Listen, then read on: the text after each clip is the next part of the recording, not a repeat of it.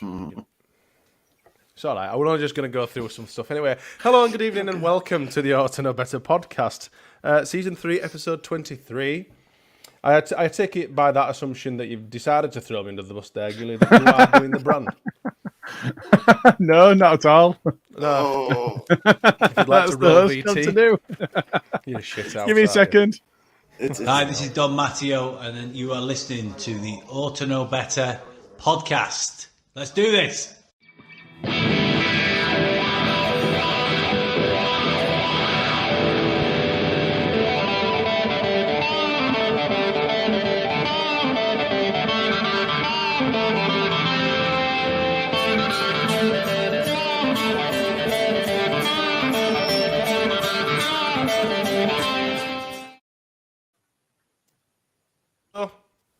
How are we doing, chaps?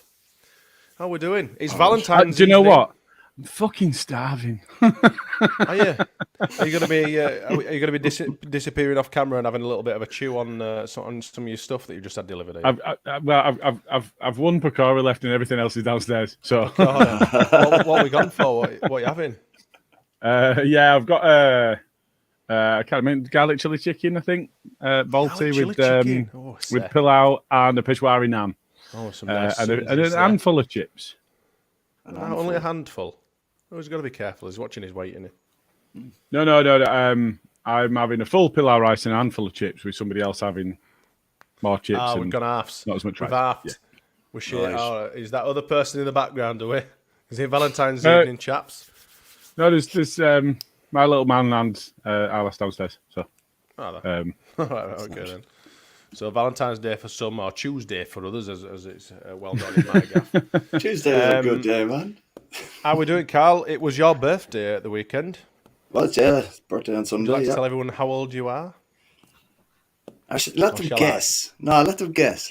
You don't want that. Social suicide, that is, mate. Go on then. Everyone in the comments, good evening. 54. If you'd like to start off the show, 54. Christ. See, I told you. Tell you what, 54. I'd be doing all right for 54. 36 from Skip. If you want to guess Karl's age, I suppose Karl will buy you a pint if one of you gets it rang on. Yeah, rang on. Yeah, I'll buy you a pint. Rang on. If you get out bang on this show, the accuser or the accused has to buy that person a pint. Apparently, that's how it goes, according to Luke. Anyway, let's crack on then. Plenty to get through tonight. What is the crack with the predictions? Has been any movement in the predictions league? I'll let you know when I've done them. So if you talk about the game first. Oh, is that what we're going to do? We're going to go Luke style away, completely back to front. Okay, we're going to have to because I've just not done it yet because I just forgot. you both were on the Berardi and Kirk, weren't you? Yeah. What was your opinion on the game, Smarty? There we go. I was just going to say. All right. I think it was all right up to about 80th minute. It's probably similar to what you guys have said. I think you guys have pretty much covered it all anyway. You know, apart from going into like player performances or whatever. I think, we defended better. We defended deeper. I think watching them have the ball or letting them have the ball at the back a lot more, watching Maguire suffer under a bit of pressure and that, that were good. And not having the lads go full belt towards their defence like we're used to seeing under Marsch, and not being able to throw a blanket over three of them in one little area, that were nice. What's the matter? Luke got 2-2 spot on. Did he? Oh, what a... That's not fun, is it? Does he remember? We'll just pretend he didn't. Just say it was 2-1. Just say it was 2-1 Leeds. He's probably not even watching. It's fine. Can you erase that? But no, it was good. I think we were more disciplined. It was slower. It wasn't as rushed. But like I said, both scum games, I thought it were a crack. They were both cracking games, to be honest with you. Hopefully, it's signs of better things to come regarding Leeds. Obviously, we've heard some more managerial stuff today, which we'll cover, I'm sure, in a little bit. But all in all, relatively happy with performance. It's a shame about the 80th minute plus on Sunday, but it is what it is, I suppose. I think we made a good account of ourselves on both games, and it were a vast improvement from what we've been watching for some time. I don't know what you guys have said. Oh, for God's sake. Someone else got a good result. Is this one, is it? No, I've got a bad result. I thought I'd gone for a draw. Did you? I thought I'd gone for the draw for away leg, and I didn't. I went for the scum result, so I must have gone with a Leeds win because I thought I'd been quite balanced with it. So I've gone for scum and then Leeds, and we got a draw. So that's -3 for me. I went 2-1 scum. Karl went 2-1 scum. So we both get -3 for midweek fixture. Luke gets 5. Jay gets 3. Smarty, you went 4-0 scum. Skip, good intentions, though. Yeah, and Skip with the fans went 3-1 scum. So the only points really being handed around are Jay and Luke, I'm afraid. Jay with the 3 and Luke with the 5, which does mean from the midweek fixture, because I haven't done either of these because I've been really remiss in that. I've had loads of time today as well. I could have got it done, I just haven't.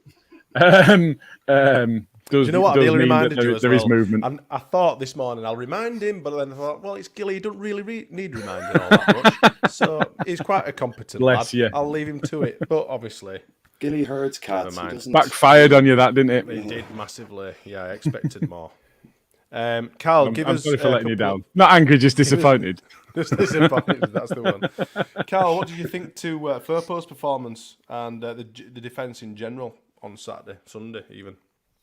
I thought it was quite good, to be fair. There isn't many teams that can kind of say they've reduced that lot to efforts from outside the box, you know, as we did. Like, so I thought the defence was quite good. I like Koch and Verber in there together. They seem to be forming a kind of a solid partnership, you know. Yeah. There was no cock-ups from either centre back either. Like, so it was. Oh, I don't know about that. Oh, I think Koch might have had one. Moment. Verber just on half time when he just presented them with the ball. That one, yeah. I mean, Koch again beaten in the air by a fairly straightforward headed finish. It was a bit of a shame, that though, wasn't it? Do you know what? It happened, but the ones it's the avoidable ones, and you know, we've all looked for. Verber, Vuber, however you want to say his name now. We've all looked for him to improve Koch. And to be fair, I think he's raised his game for whatever reason, whether that's next to Verber or whatever. He's looked a bit more solid recently. But just to quantify that a little bit with Smarty's reaction is what we really don't want is Koch tainting Verber's game, which it appeared he did just on half-time. That were a real cockism. That. Yeah, what a bit of a cockism. That. Or a Lorente/cockism. I did think my heart stopped for a split second then, and I was so relieved that it went. Your ass stopped for a split second. Heart stopped. Obviously, my heart stopped. Why would my ass need stopping? We'll have a less of that. Is it fast? I don't know. We'll have a less of that filth on here. One of the old coaches that we had, he must have been in his 70s. He always said he had a little one but a fast ass. Smells big. It's only small, but it smells big. Anyway, fucking hell, you totally forgot. Have you done the results for the second game? Have I? Just move on. We've not even up first one yet. What I can say, right? So I have just about finished the first one. I need to check what Bren sent me because I've not got that in yet. But Jay went 1-1 draw, 3 points. Smarty 4-0 scum, -3 points. Stats I need to double check on. Fans Skip went -3 for a 3-1 scum. Joe went 0-0 draw, bagged himself 3 points and moves into positive points. I need to check Bren's. Mine, I went 2-1 scum, -3 points. Karl went 2-1 scum, -3 points. Luke went 2-all draw, 5 points. I think Jason went for us to get pumped on both, so he's screwed up his top of the league. So I will double check those things and I will report back. Excellent. Right. Sweet. Right then. Sweet. So, whilst I suppose we can do it whilst you're doing your spreadsheet or whatever you're doing in background there. Look at him there. He doesn't care about us now. He's got a spreadsheet to do. He's like, fucking spreadsheets. Spreadsheets. Fingers are a blur on his Excel. Jason went exactly with what you went with, Smarty. Oh, did he? What, both games? 4-0 -3. No, I'm only looking at the first game at the moment. I'm not there yet. He's miles behind this lad. I am. That'll teach him for starting early now. Starting it early there. Well, I'm going to say, before they click the go button, I'm going to say, right, who's doing what? And then it will like, Smarty, we're live. I'm like, oh, great. So never mind. We'll just play it by ear. Yeah. So, wing chaps, it, man. I mean, I know that obviously there's a poll coming up, which I was going to ask you to do, Karl, but obviously I'll do it myself. One of the options, unless you want to do it, Carlos, it's up to you, bro. I keep doing that. Sorry. Big Lou went 5-0 scum for the midweek game. Bloody hell. Fucking hell. He's right down there as well, isn't he? Oh, he's way down there. He's down there with me. Minus 13 points, that'll leave him on for the midweek one. He did go for Leeds in the follow-up, so he's not going to get minuses for that one, but he's not going to get any points either, so he's going to end up on minus 13. Fucking hellfire. Fun. Right then, boys. What do we reckon to the latest news coming out of Ellen Road that Skabala's going to be taking the reins for possibly the next 2 fixtures? How are we fixed with that one? Is that a positive? Is it a negative? I mean, obviously, I think we're all pretty much in agreement that the club's dragging their heels with the appointment of our next manager. But what do we reckon to that bit of news then about Skabala? I said last night, I went and made podcast friends. When I just before you, Smarty. What I said was, if we appoint somebody before the weekend, like a lot of people are desperate for, my real concern with that is it'll be a panic appointment, and we are seeing, I think, panic from the board already. What we don't want to do is just get someone in. I think that'll be more damaging than anything else. I think Scooby-Doo's shown enough in the scum games that it can get them up for a game. We've spoke about the potential for a bit of potentially lacking in tactical nous during the game, as in the changes that are being made by the opposition. We need to be able to counter. We need to be able to overcome them. The problems that are posed by the opposition, we need to overcome them. And potentially doesn't have that, but it can definitely get them up for a game. We've seen that. The other side to that is, if you can't get up for a game in a Leeds shirt playing against the scum, you're in the wrong spot. So there is a bit of that, and it will be interesting to see what sort of what sort of foothold we get in the game in the next 2 games, given how much pressure's on them, and given that for me, I think they're playing a little bit with a bit more, not reckless abandon, but more freedom. As in, we're looking to hit the wings, we're getting players wide. They seem to have lifted a bit of that fear that they seem to be playing with. They were playing safe a lot. Are playing within themselves a lot, I think. So it'll be interesting to see how in the moments. Without clarity in the moments, that's it. And they were playing scared, weren't they? We heard him in the dugout. What are they scared of?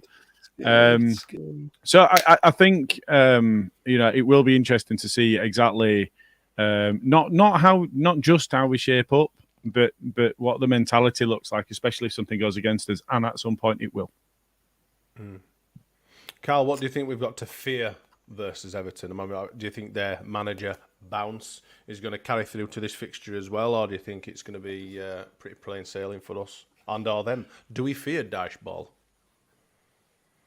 I don't think we need to be fair. Like, I think the players that we have are good enough now. You know, they've always been good enough. Just implementing the right tactics is what they needed. And I think I was thinking about it today, right? He's like, granted, what you were saying, Gilly, is like he's got no professional experience when it comes to substitutes and doing stuff like that. But when you think about futsal, it's. I was thinking today you could break the pitch up into 4 futsal pitches, and we could do. It's all about interchange and quick passing in futsal. He could very quickly implement that kind of stuff in certain areas of the pitch, just to kind of keep us out wide, maybe, or how we're transitioning in from one side of the pitch to the other, or from defence to attack. And I think it's something that he, in my opinion, he probably should do, because it goes back to an old style that we used with previous managers. And I think it with the players we have, you could see kind of little bits of it at Old Trafford, and you could kind of see it. It was more prevalent, I think, down Ayling's wing, with the few intricate 1-2s, and the overlap was there again, you know. So I think he could put in a few bits and pieces that we're kind of not thinking could be implemented quite quickly. Like, the players are intelligent, like they grasp things fairly quickly, and you know, it's probably something that he should do, in my opinion. But I'm looking for. I think it's all right though. I've seen a lot of people on Twitter slating him the fact that he was a futsal coach and all that sort of stuff. But let's not beat around the bush here. He was a football coach. You know, it's not just he's just limited to one style or discipline of football. I mean, at the end of the day, he's the under 21s, 23s, whatever it is now, coach, manager. You know, he's teaching the next generation of Leeds players to play football in whatever footprint that it is. But, you know, let's not be naive and think that this guy don't have what it takes. I mean, it's quite clear over the last couple of games that he has improved our team. Now, whether that's the mentality side or maybe because they were so stressed that they couldn't play football or, under Jesse's management style, or who knows. But it's definitely been a marked improvement. I think we're all pretty much, in an agreement there. So I've seen a bit of that on Twitter, and I've found it a little bit harsh, if I'm totally honest. The old relating to futsal stuff.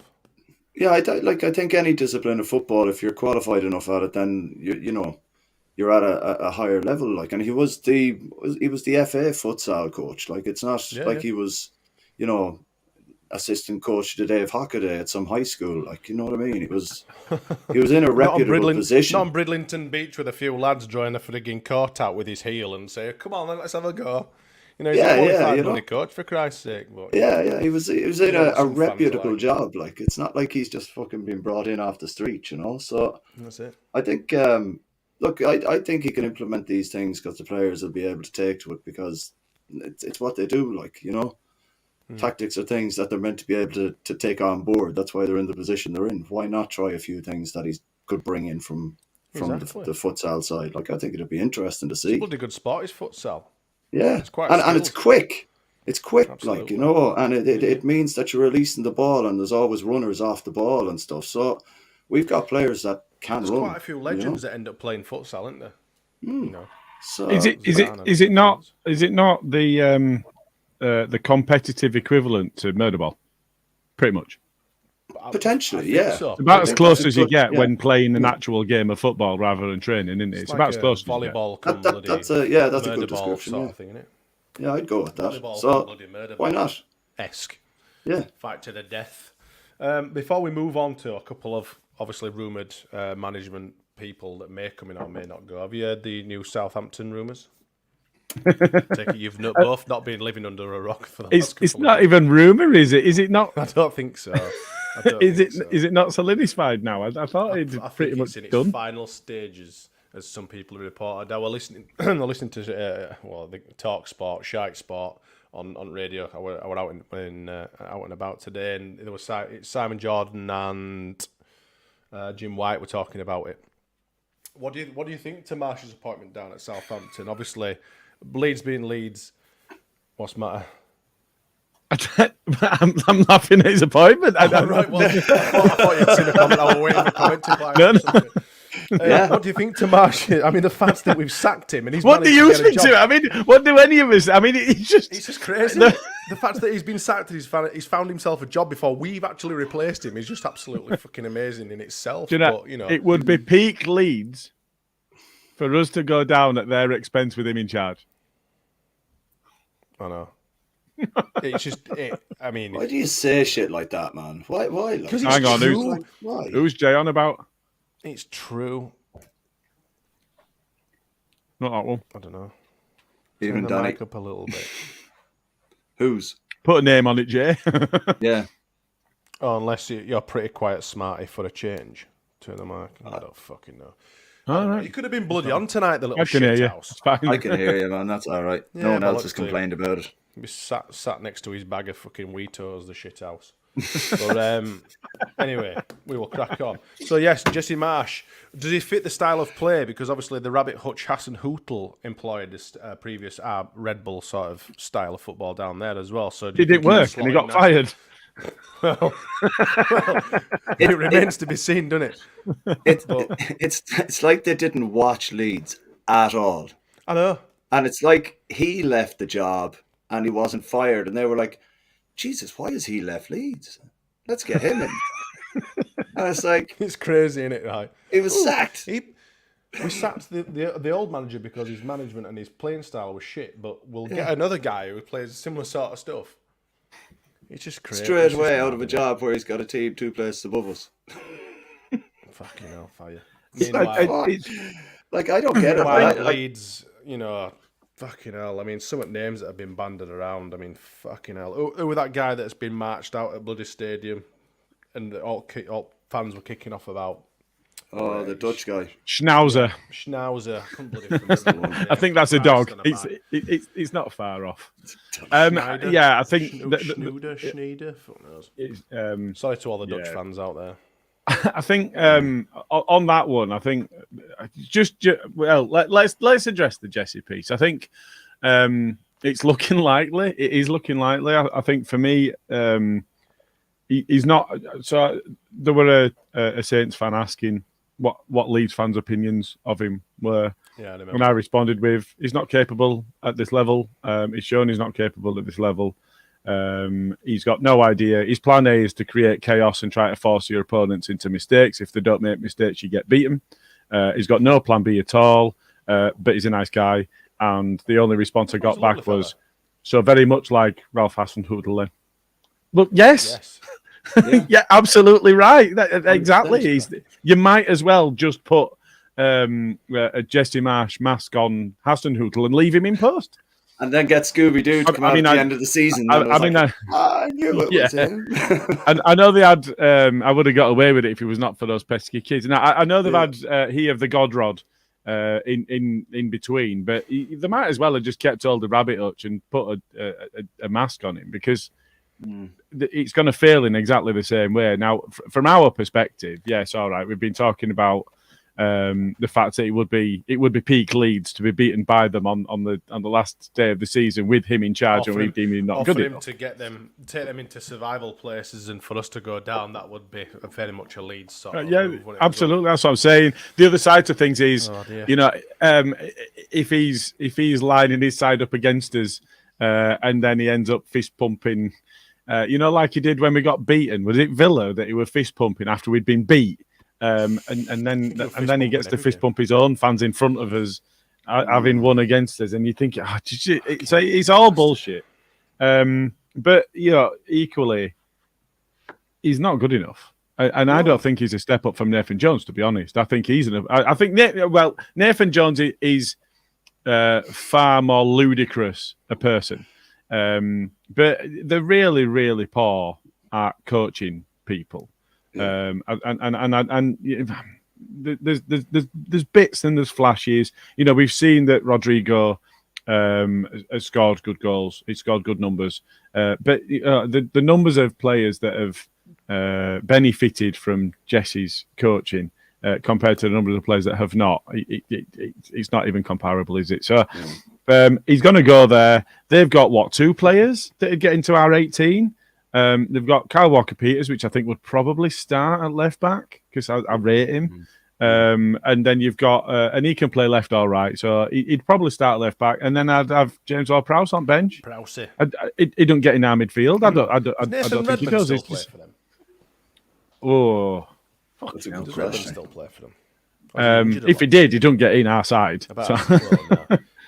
Shea Adams might. Outside chance that he gets on the bench, but only if we've got injuries. Fringe player. Absolutely. Yeah. So speaking of managers, then we've been rumoured with a couple this week. Obviously, Schneider, Schnoozer, Schneidel, whatever his fucking name is, has been sacked right off. Marched. I've never seen a reaction like that on Twitter since Badgegate. To be honest, I was just going to say, that was perfect. I think it was quite unanimous. Schreider. Oh well, we weren't a million mile away. Karl, we went a long way away. But yeah, I'll take over the names. Schneider, he got pretty much frog marched out. I think they were about to pull the trigger with him and Radrizzani, because he's probably been rattled that much by Twitter. He pulled the plug, didn't he, and just went, "No, we're best." Fucking hell, pen. That is look with your pen, you. Oh, no, mine don't have a clicker. But we've been linked with Nuno over the last few days. There's another guy that's come to the forefront, called Gerardo Tati Martino. Anyone know anything about him? He's over in managed Messi. He's done Argentina before. Barcelona, yeah. Sorry. Yeah, so Barcelona coach. I mean, he's had big jobs, but I know little about his game, the way that he lines people up. He would come with that level of gravitas of having managed some of the biggest names in the game, which is what we really want. What I want, especially now to the end of the season, I want somebody with the gravitas. I want somebody to come in with a name, with a bit of success behind them. You know, I've spoken about Nuno, I've spoken about Benitez, and I get some shit from people for saying either of those names of, well, that's not what we want for the next 3 years, and they won't come on a short-term deal. I don't give a fuck. Give them a long-term deal, and then just through the letterbox. That's one thing, and then the other side to it is, well, if you don't want them long-term, but they won't sign a short-term, let them sign a long-term, and then pay them up at the end of the season if you don't want to keep them. It's just a money point. At this point in proceedings, it's just a money game. Yeah, but the thing is as well, like when he was manager of Wolves in the Championship, they swept all aside the year they went up, and then they went on to finish 7th 2 years on the trot. You'll have a look at that Championship side though, and the only reason that they got that is George Mendes. Absolutely. You know, they were signing top half Premier League players in the Championship because of the relationship they had with the agent. And if you remember, that's what Rads wanted. And Helder Costa. No, I know. If you remember, that's what Rad said they wanted to emulate. Wasn't it? Was we've had a look at what Wolves has done, and we want to emulate that. But yeah, I mean, to go on to the other point, yeah, you know, they finished well in the league, and he got them to latter stages of Europe. So he won a mug. That's the thing. Like, and he wasn't even given time really at Spurs. He got sacked when they were in 13th. Yeah, I think you rule out the Spurs piece, don't you? Yeah, that's the thing. Like, so you can't take credit away from him because of Spurs. Like, you know what I mean? They've been in shambles for years. He was just unlucky, you know. So I'd take Nuno. I'll be honest with you. I think he's got a lot of qualities that we could definitely do with. You know, he can play 3 at the back and he can play 4 at the back if he can. But like, I think he definitely shore us up, and he definitely have us kind of playing a better form of football than we have seen over the last year. I think in the situation that we found ourselves in now, because it's been an absolute shower of shit from the board for a change anyway, hasn't it? But I think as an appointment that we need, that we can get in possibly now, if Nuno is within reach, then that's the sort of person we go for. Because let's be honest, apart from Bielsa, which I think were probably more of a stroke of luck really than anything else, the management that Horta and the board have had since Chilino effect off has been absolutely woeful, really, hasn't it? Barring Monk, I'll give him Monk. Monk were a good appointment.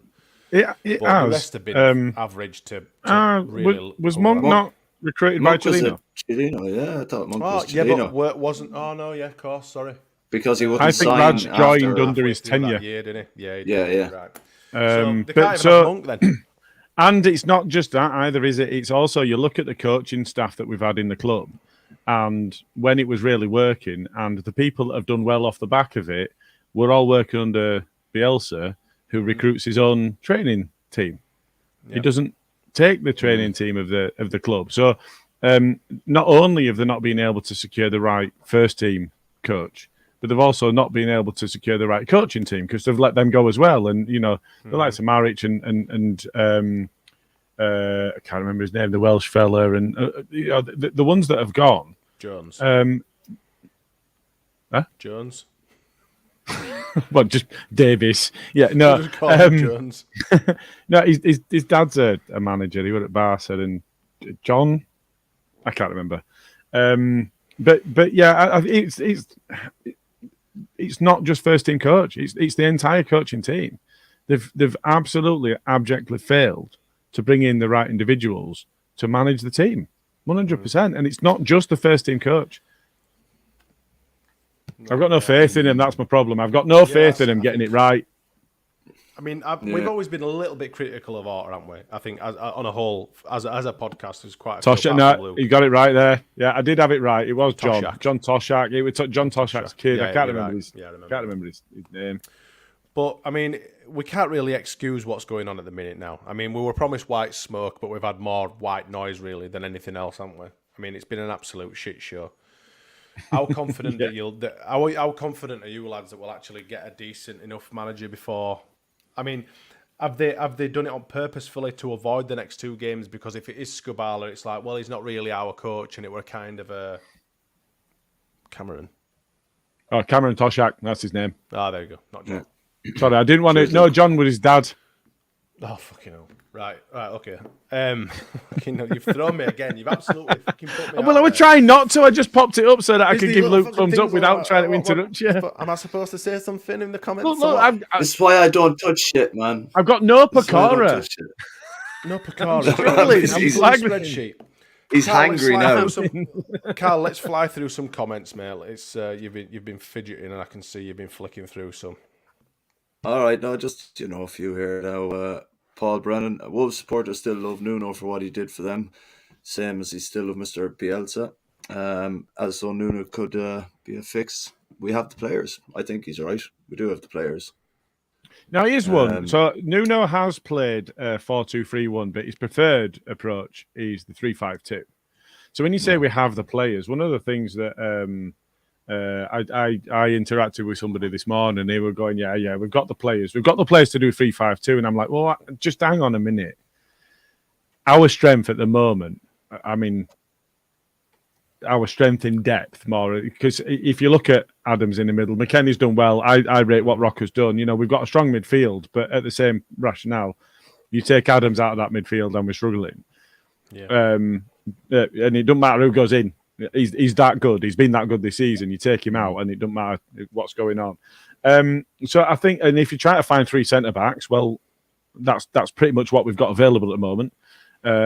So I think when you look at our side, actually where we're strongest and where we've got the strength of depth is wingers. Well, that don't work in the 3-5-2 because you're playing wing backs.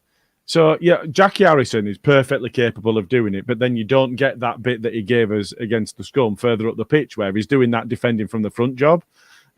Likewise on the other side, I think Ayling can do that job as a wing back, and to be fair, I think he'd excel at it. Firpo could do a job as a wing back. Where you're taking some of the defensive responsibility away from him. But if you do that, you've got to find a spot. So if Bamford or Rodrigo's going to play, which I think Smarty, I think you made a point on the last one, is one of them's got to play. Wherever we don't play with either of them, we always struggle. You could potentially have them both available at some point in time and playing together in the 3-5-2. Right, okay, so you've got to find a space for Willie, Cine, Jimmy, Willie. We've got a Jackie, Aronson. You've got 6 players there that are like £150 million worth of talent that you're just going to sit on bench because we're not going to play with wingers. We're going to play with wing backs and they're not right for the roles. And then you've got, and to be fair, I've no issue with Rocker, Adams, McKennie being a midfield 3. I think they are a midfield 3 and I think they'll work well together. I like what I've seen from McKennie so far, and I think Rocker coming back in. It's one of those things where, but we are strong, and I think the 4-2-3-1 is what we've recruited to do, and that's why we've only really got 2 9s. If you even call Rodrigo a 9, he's almost a false 9, really. Yeah. We've only really got 2 of them. Well, we've only got 1 space for them, so because we've got a plethora or a plethora as Luke likes to call it. But our strength in depth is on the wing. And I love seeing us play with width because we're good at it and we've got the right personnel for that. And then, so for me, the strength of a coach needs to be tailoring his approach to the strengths he's got in the squad. That's the strength of a coach. Not I do this formation and I do it well. The true strength of a coach is surely playing to the playing staff you've got. And then over time, you change it, fine, no problem. But that means then we're going to be taking away those wingers that are exciting and we all like to see play football. I mean, how nice has it been watching actually playing with proper width? I mean, we have played with a little bit of width from time to time, but to employ proper width and use Nonto and Somerville they were just outstanding. I mean, Nonto is Nonto. Obviously, we've kind of some gads told me this morning that he's not a winger. Really? Yeah. Who said that? Did you slap him in the face and tell him you know nothing? I reached for my closest fish, but he'd already moved.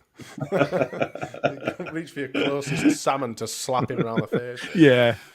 But yeah, it's so nice and refreshing. Well, I say it's refreshing. It's like seeing an old friend in it when we play with a little bit of width and attacking down the wings. It's so much better than the pinball wizardry that we've been used to for the last few months. Pleasant to watch, isn't it? It is, isn't it? Yeah. It's bloody nice football, and Yeah, it it's actually pleasant. was enjoying. I enjoyed myself for the first time in a long time. Yeah. I suppose we could move on to. Oh no, that was the one thing I was saying about the Everton before you went off on a tangent with your random comments and stuff. Sorry. Is do you think that Skubala will be used as a scapegoat if we were to lose? Well, against Everton. I mean, if we lose against bloody Everton and Marsch is in at Southampton and we lose to that, then Christ, good luck to the board. Is all I can say, because it'll be absolute fucking bedlam, won't it? But do you think that they've not brought a manager in because they might use Skubala as a scapegoat in this one? Got the job till end of season. Gilly play fucking hell. Have you ever seen Gilly play football? For those of you listening to the audio podcast, Danny Wright is advocating for me getting the job. Gilly ball 5-3-2. No, I'd have 4 wingers on pitch. Just get them all on there. It'd be like Southgate when he were at, when Southgate were at Middlesbrough and he had like 5 strikers and they were struggling towards the end of the game. So all they do is put all 5 on the pitch at once and just get ball up there. Yeah. Be like that, but with wingers. It's all right. We've got enough of them anyway, so it's fine. Yeah, we have. Definitely. Going back to Skubala. Smarty. I didn't know you'd gone 4-0 both legs, Smarty. Yeah. Going back to Skubala. I don't think the board can do that for a couple of reasons. First off, I don't think they've got the minerals to do that to somebody that they've put in that position. And secondly, because they've put them in that position, because they've put him in that position, I don't think that's going to fly with anyone anyway. They've done this, regardless of anything else. He's only in that position because they've put him there by lack of planning, lack of foresight, and lack of. I know it's Valentine's Day, but fucking and lack of being able to react to a situation of their own making. So it doesn't matter what they say about Skubala. They've put him in that position. If he then fails, well, that's on them as well. First against the wall when the revolution comes. What do you reckon, Karl? I think whatever he does is not going to be enough for some, but at the same time, I don't know how the board can throw him under the bus. It's not his fault that they've been fucking around and decided, well, that's how we found out. So he's damned if he does, and he's damned if he don't. You know what I mean? Yeah. It's like he can only do what he can do. Everything is on them. It's not on him.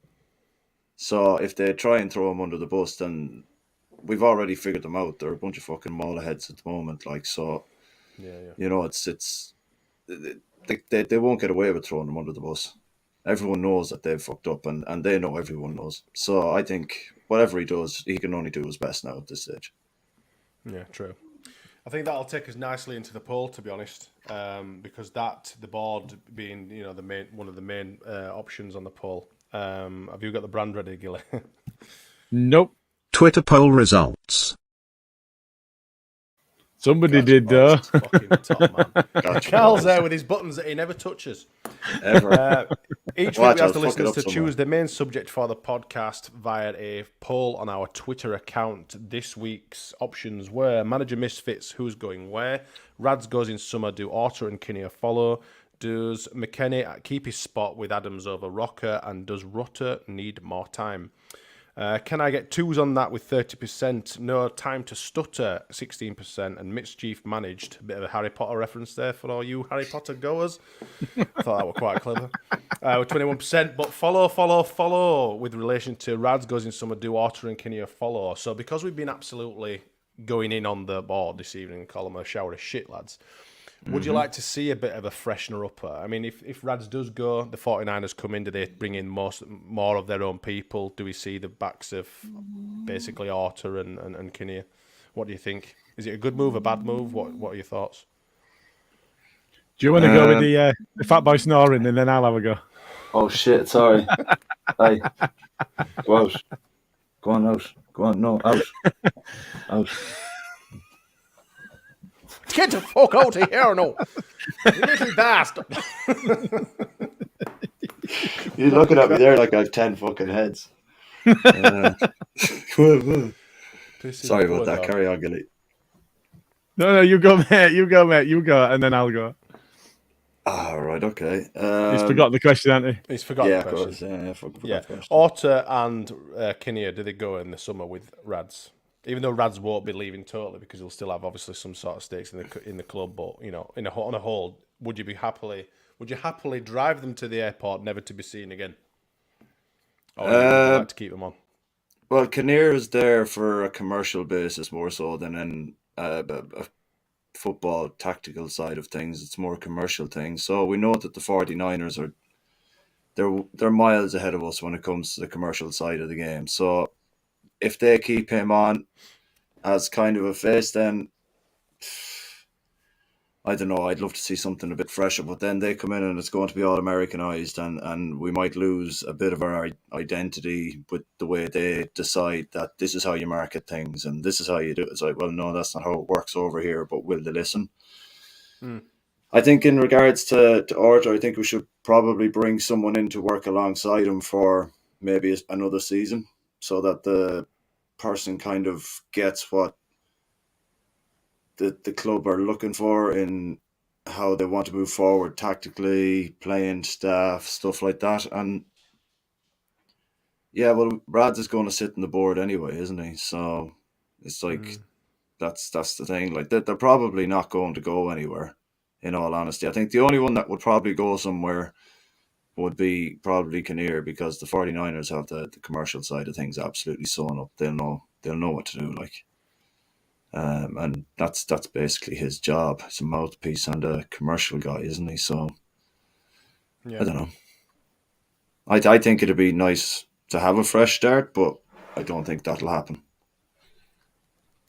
Okay, Gilly, what are your thoughts on the board? I think if you look at the board members that we have now, I think there'll be a certain level of sustained presence from some of them. So if you look at Lowy, he's going to stick around. You know, he's working with the 49ers investment group.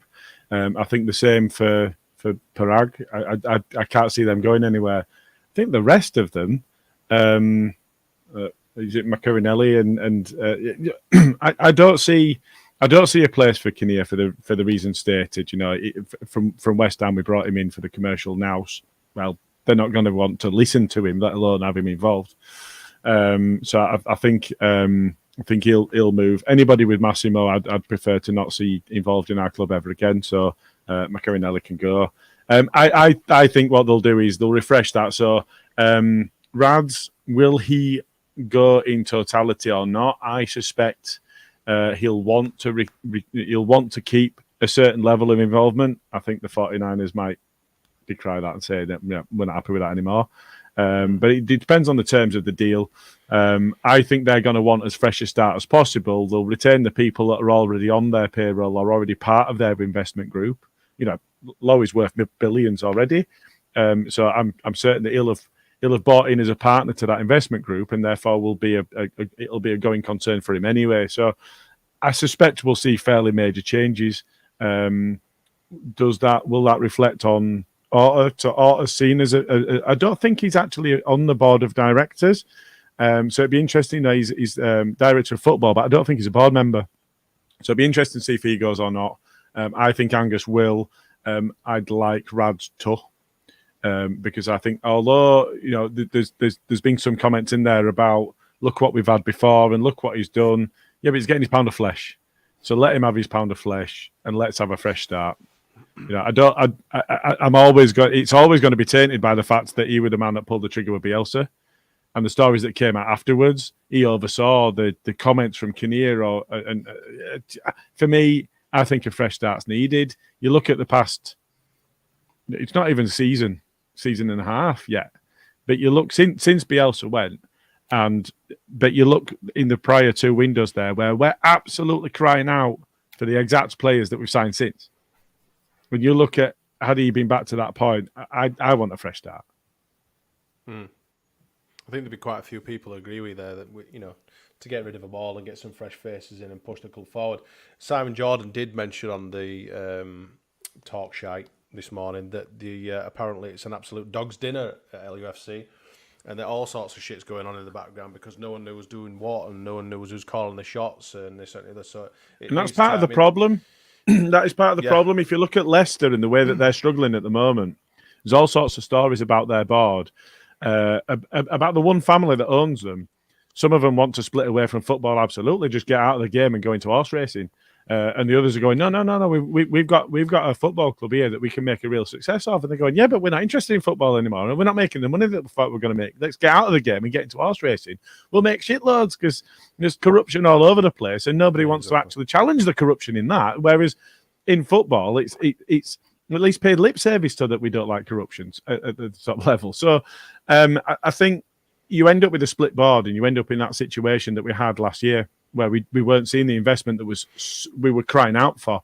It feels like there's somebody calling the shots. I can't see any world in which that can be Rads, because he's already failed to call the shots in that same regard. We've already heard stories about the transfers being funded and pushed by the 49ers as well. Yeah. You know. And it would strengthen the argument because of obviously Bielsa being done over by lack of investments and stuff like that over the last couple of seasons or whatever. So we must have fucked up here. Look what Alison's saying here. This can't be right. Christ. first time for bloody everything. Smarty is correct. We can't be having that. No.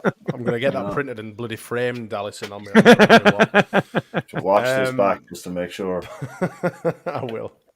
I'll be starring that comment. In fact, I'll do it now. So I think we're quite unanimous with that. I think we'd be quite obviously happy to see the board bugger off. I think it's quite it's funny now looking back. I saw on Twitter someone had retweeted the when Otto was saying sack the board and doing all the shit in the crowd.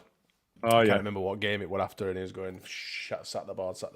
I bet he feels like a little bit of a sausage now, doesn't he? But anyway, pull your finger out your ass or to get a fucking manager sorted, you shit house.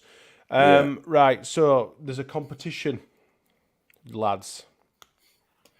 A certain shirt put it in by a brand. certain player.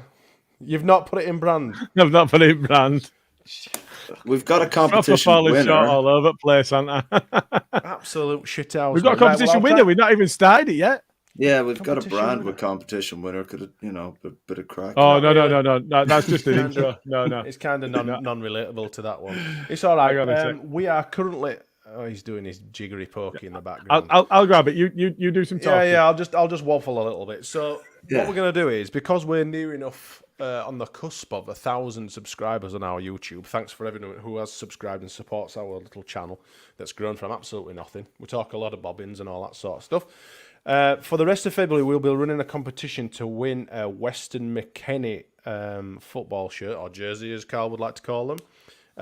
Totally up to you what sort of shirt you want, whether it's the absolutely dog shit cheddar cheese, Stilton cheese one, the orange and black one, or the Tottenham home shirt.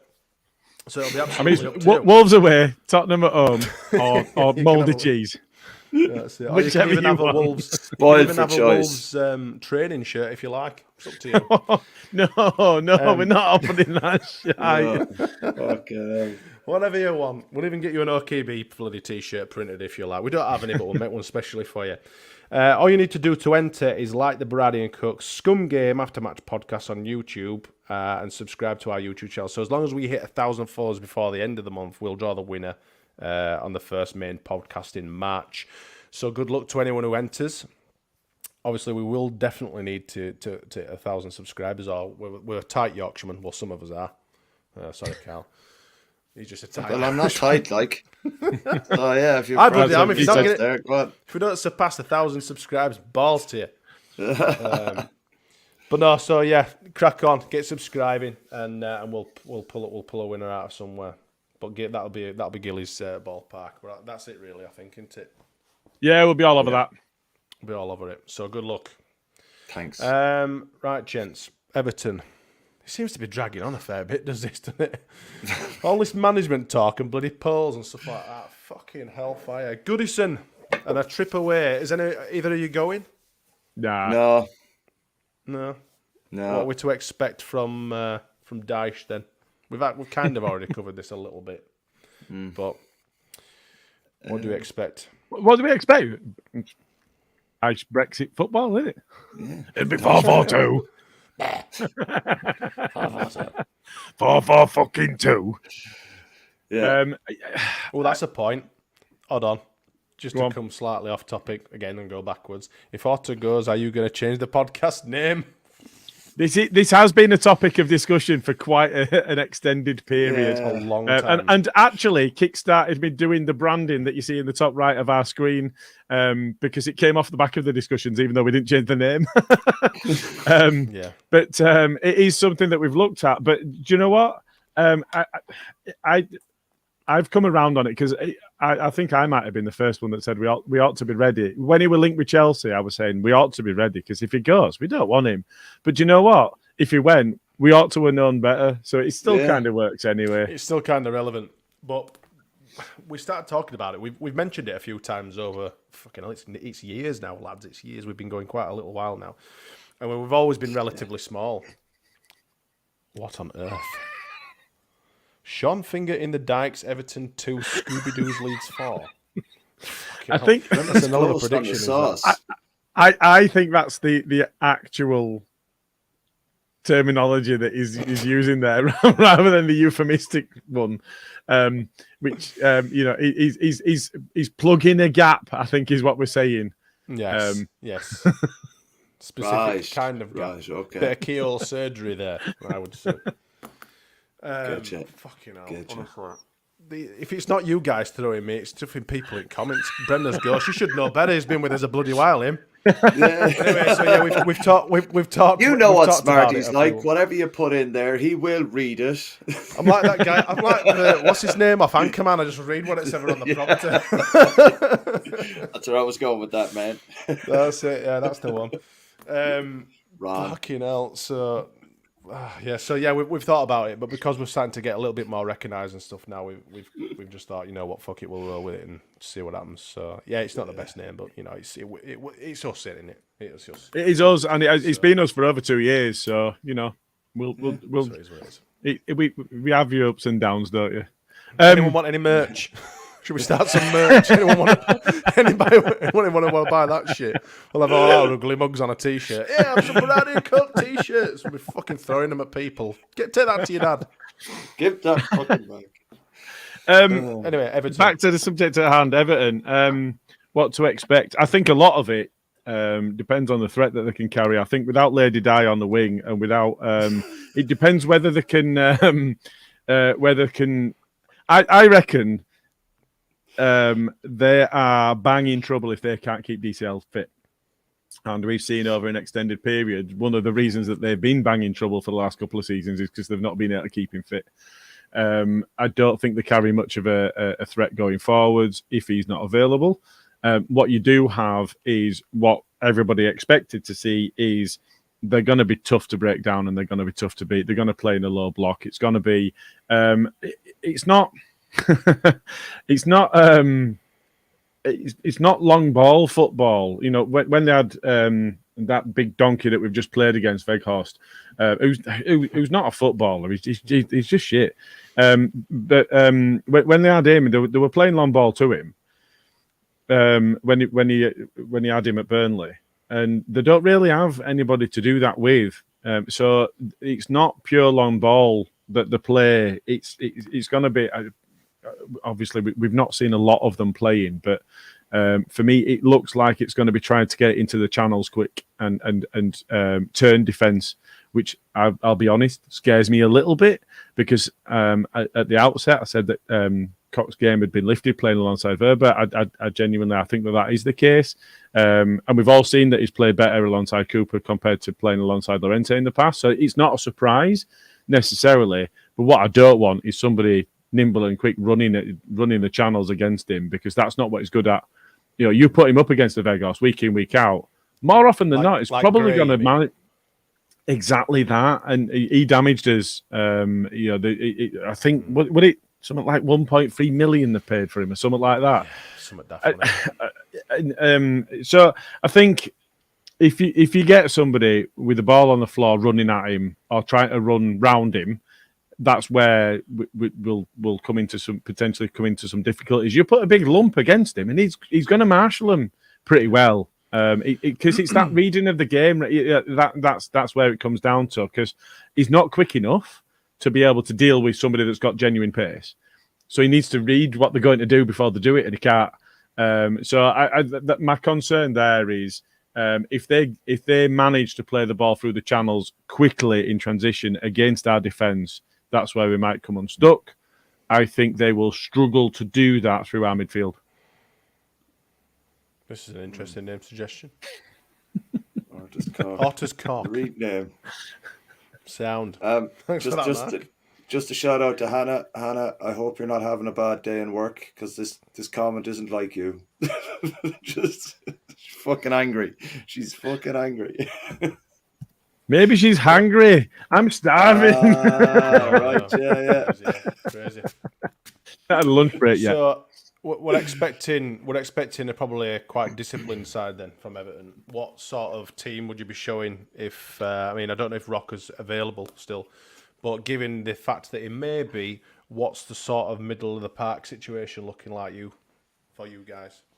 Does McKennie keep his place, or do we try and squeeze all three in together? I think we go with the same starting 11. Personally, Keep Rocker on the bench. Well, I think McKennie and obviously. Adams played quite well, but like we discussed before, after the other game, it was like you're sacrificing like an out and out attacking player to squeeze Rocket in there at the moment, and I don't think we can afford to lose an attack minded player over someone who's going to be a little bit more defensively minded, you know. So I'd start it as it was. I wouldn't take Bamford off as early as he did again. I'd give Bamford at least 80-85 minutes, see how he's doing, and then maybe put Rutter on. But I'd put Rutter out wide. He's like a lot of what we saw before he signed, and obviously it's only YouTube, but a lot of it's cutting in from either the left or the right when he's playing out wide. He doesn't seem like an out and out striker to me. He seems more like just a wide forward rather than a striker. So I don't know. Like I'd leave it as it was and not make hasty subs. I think the subs were a little hasty on Sunday. I think the double sub killed us a little bit by taking Harrison and Bamford off. You know, if you'd taken Harrison off and maybe brought Rutter on to try and complement Bamford a little bit more, because I think Bamford had a little bit more in the tank to give. I think it was a bit of a hasty substitution. So I think you're right. Maybe we could try and stagger that kind of substitution. Don't take them both off at the same time, and then introduce Harrison should we need him later on if Harrison's legs are going.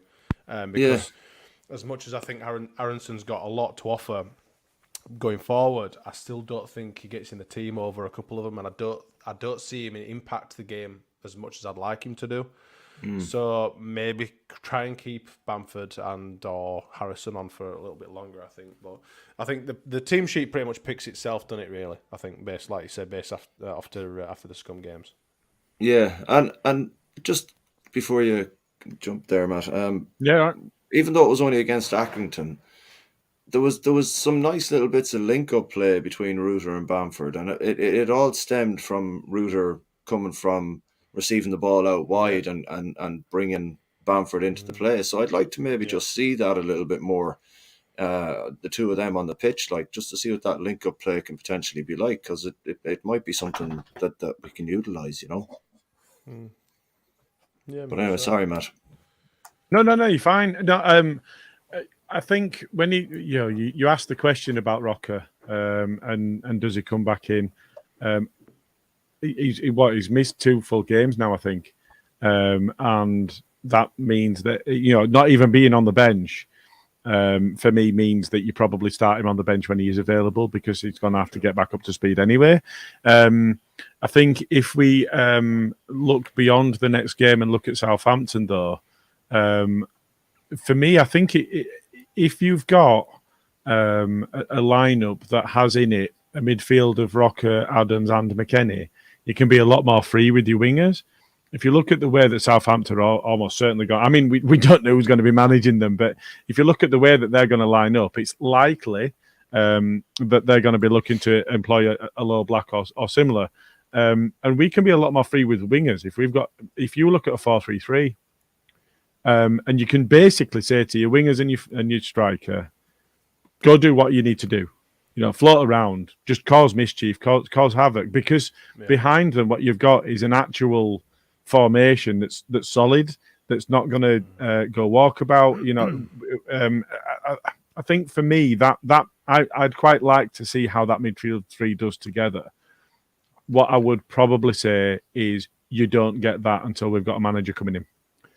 Because when we've heard from Scooby-Doo that he's not going to make wholesale changes, that probably also extends to the formation. So he might tweak with the starting lineup. He certainly said play with some width, play with some freedom. Absolutely. But what I don't think he's going to do is tear up the formation that they're used to playing. And I think that's probably going to wait for another manager to come in. Yeah, Paul Brennan makes a good point here as well. He says they will try to stop Willie, but Willie is like a greyhound and gets where Dad don't get.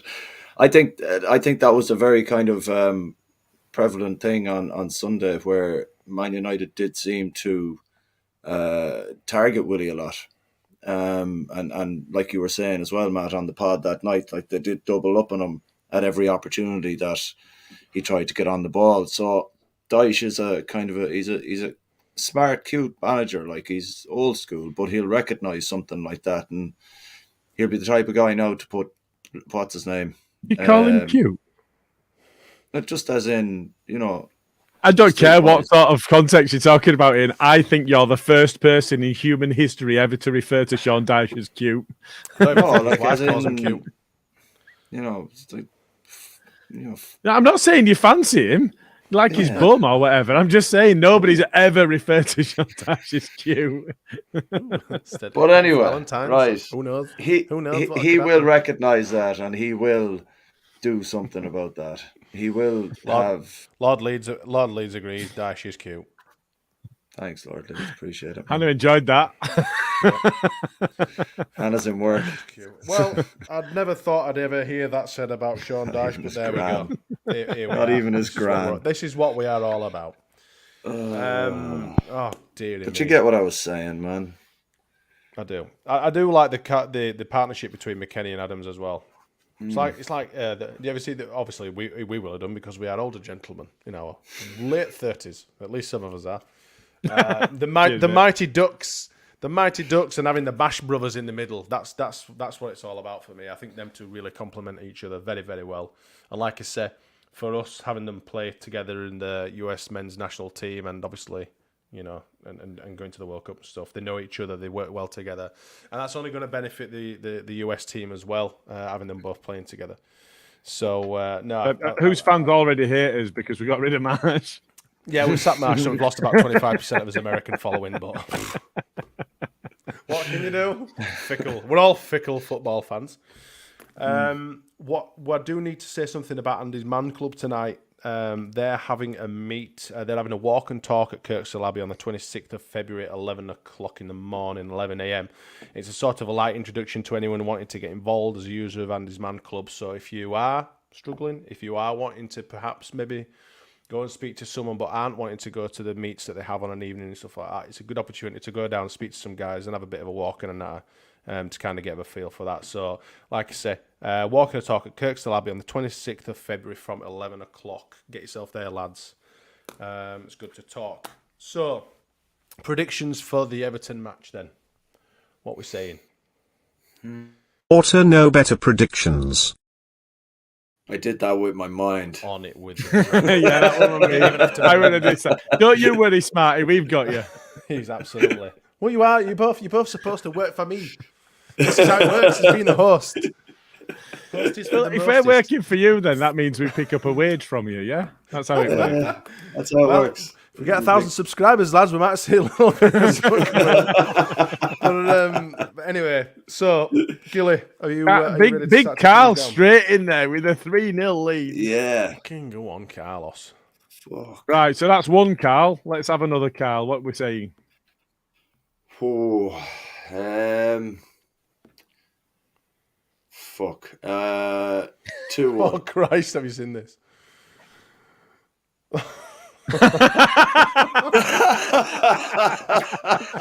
Lord Leeds has said, Carl, if Leeds win 3-0, I'll unmute you off Twitter. I'm not going to do. You said 2-1 Leeds, Irish Carl. Me. Irish Italian Carl. Irish Carl. Scottish, Irish, Italian Carl. Scottish How many Carl. nationalities do we need? Fucking Scottish I Carl. could be whatever You said you 2-1, want. yeah? Yeah, please. Cool. Yes, Carl's please. bitten back at him. Yes, please. Smarty, Everton. Oh, dear me. I'm going to go 1-1. An absolute bore draw. I'm going to go 1-1. Fucking Scab hell. bastard. How are those splinters? Which are sitting Fuck on the off. fence. This is me you're talking to. It's not Jay you're talking to. Scab. I've only gained 1 point in like last 5 weeks. You ain't getting that, mate. You've had too many minuses to get any points. That's what I mean. Nine You steps back went and 1 down step 2 forward. places this weekend. Crying out loud. I lost 3 points this week. I have done it. But while we're on predictions, I have completed the league. I'm not going to get into it now, but I'll put the league standings out once we're done on the pod, and we can all Really looking forward have to a bit of a look on Twitter. I've done as badly as anyone this time round, so that's not great. I'm running the fucker. But I've gone 3-1 to the mighty Whites. 3-1. I think Ruta gets his first league goal for us, but only to round it off. It's already 2-1 at that point. Really? Any penalties in the game? No. Any shit VAR decisions? Oh, come on. They're in a side there. Everton, Underdyke, and us. We don't get pens. It's not what happens. Yeah, but someone's got to do in this game. They're not going to just turn it off at plug, are they? No VAR. Someone's got to be shafted. They've kicked your man out, haven't they? What's his name? The ref that Fucking fucked up. Dickhead is what. Oh, yeah. Yeah. I forgot to draw the lines. What an absolute. Tell you what, I'm going to draw the line now. You get. Was it Lee Mason? Yeah. Yeah. Forgot to draw the He's line. the head of Oh VAR or my. something. He was the head Oh referee my. for the FA Useless for VAR. bastard. It's nearly as bad as Aston Villa surviving because they forgot to frigging put Hawkeye on or whatever it was. When bloody, No, that was genuine technical failure, wasn't it? That was Bournemouth Sheffield United, wasn't it? And resulted in Villa staying up. No, it was Villa, Sheffield United. And resulted in Bournemouth getting relegated then. I can't remember. They were the 3 clubs that were in it, weren't they? Post, one of the dickhead. Like, no, it's Oh, not. that's right. Yeah, It was right behind the post. Shit Like. house. yeah. So I think, and that was what led to. Was it Sheffield United that got relegated? Was it Villa versus Bournemouth and Sheffield United got relegated? I knew those 3 clubs were in the within the mix. Yeah. No, I thought it was. But I thought it was Sheffield United they were playing when that happened. But It's irrelevant. The fact it is, is. them fucking assholes survived because of a bloody technical Yeah. error. And I'm sick of technical errors. But at least it was a technical error. Errors. I mean, they cheated. They knew it were over the line. But at least there was a technical error. It wasn't just misuse of the technical setup that was there by the officials. Which I mean, misuse. I think I'm potentially, allegedly, and all of those other words that you can put in that kind of indemnifies us against any legal actions. I think we're being generous there because there's a potential that was just corruption and not mistake. But those are the only 2 outcomes. It was either somebody absolutely does not know what their job is, or they're corrupt. There's no other option. it's a good point you make because let's be honest, that could have been pure corruption. Only for that offside was clocked by people in the studio or on a replay. That's the only reason he got caught. Oh, I forgot to draw the lines. Yeah. It kind of plays into what you were saying about corruption there, Gilly. Like, you don't just miss something like that with all them years of experience. You know what I mean? No. Exactly. It's fucking mad. But anyway. I'm not... Danny Wright's asking about a situation in another sport that's happened in Wakefield and one of the 5 towns. I think we steer clear of that subject. Was it Wakefield or Pontefract? Or was it Castle? Pontefract is one of the 5 towns around Wakefield. Yes, it is. Pontefract and Castleford are part of Wakefield and the Five Towns. We can probably just leave that there, I think, maybe. Carl's got no idea what we're on about. Carl's not got a clue. It involves a Greg's pastry, Carl. You don't need to say any more. If you worked it out, that's fine. We'll just leave it there. Chocolate ring donut, Carl. Do you like that? Donuts. Anyway, Fuck's sake. unless there are any Autono bitterness Oh, floating around. God, yeah. Oh, God, right. yeah. Go on. Crack on then. Autono bitter with Rachel Adedeji. Right, fire away, Gilly, fire away. I've had a couple of rants before. We've talked about the football, the money in the game, and whatever else. For me, I think my ire this week. Let's put it this way: my ire this week is aimed squarely at UEFA. UEFA themselves. So you look at the Premier League and the makeup of the Premier League, and what you've got is it's made up by its members, and its members are the clubs that compete within that competition. But in UEFA, what you've got officials that have oversight of this that are not linked to the clubs, or supposedly not linked to the clubs. You know, you never actually truly know. But I think what we've got at the moment is we've got a UEFA that's let us all down. So I don't know if you saw some of the news, but there's been an independent review of the Champions League final. So UEFA, 100. I mean, there's so many echoes of what's gone before and the learnings that should have been taken from what's gone before.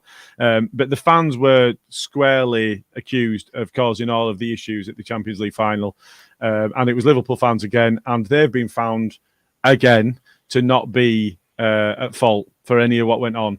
It was UEFA and it was the French officials that were at fault.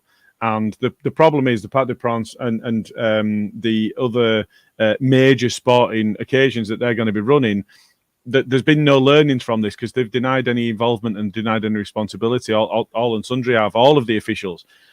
UEFA are really letting us all down at the moment because not only have they abjectly failed to manage their showpiece effectively, and if they can't get the Champions League final right, I mean, that is their absolute pinnacle. If they can't get that right, absolutely.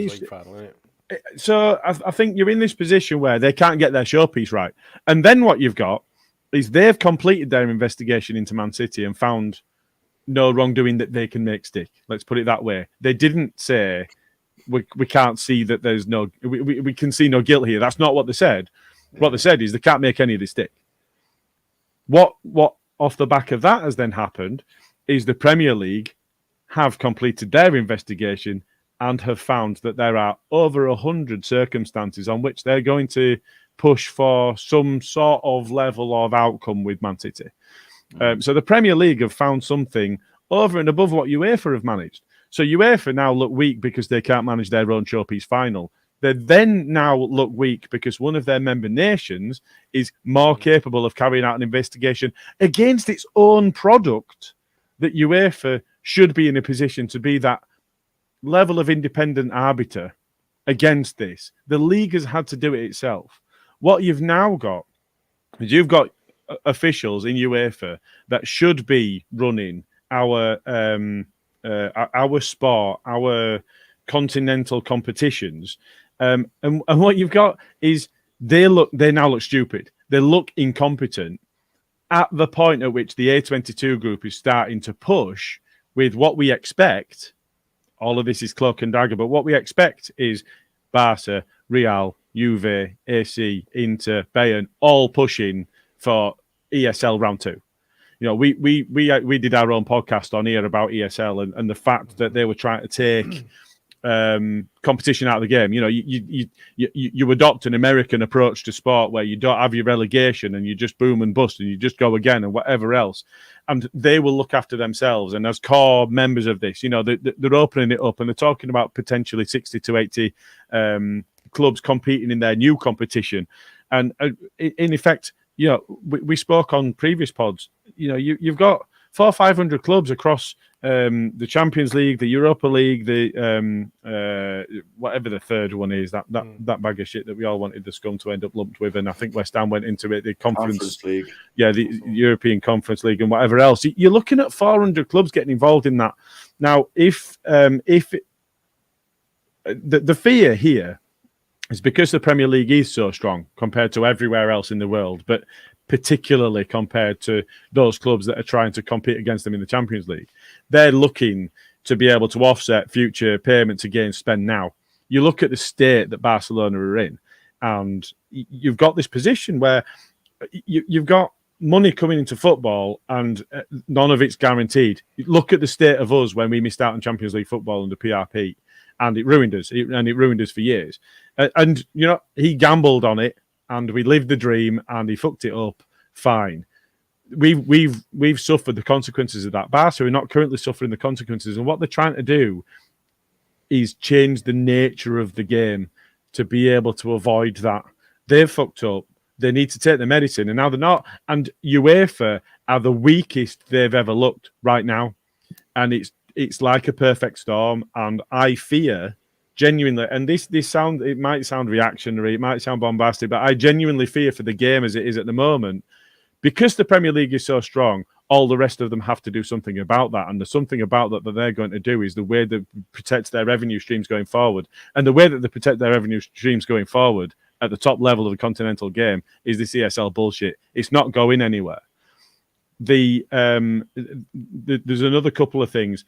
The Premier League announced their findings as part of their investigation just before a white paper was due out. We've not seen that yet, I don't think. I've not seen any announcements for it. So it'll be really interesting, because basically that was advocating for somebody separate to the Premier League having oversight of the Premier League to make sure that everybody's doing the right things. That's, for me, that's why that report was released when it was released, because it was just before the white paper was due. So the suspicious time is around that anyway, given it's taken them 4 years to look at 10 years worth of wrongdoing, or alleged potential wrongdoing. And then the other bit is the Champions League was due to be overhauled in 2024 anyway.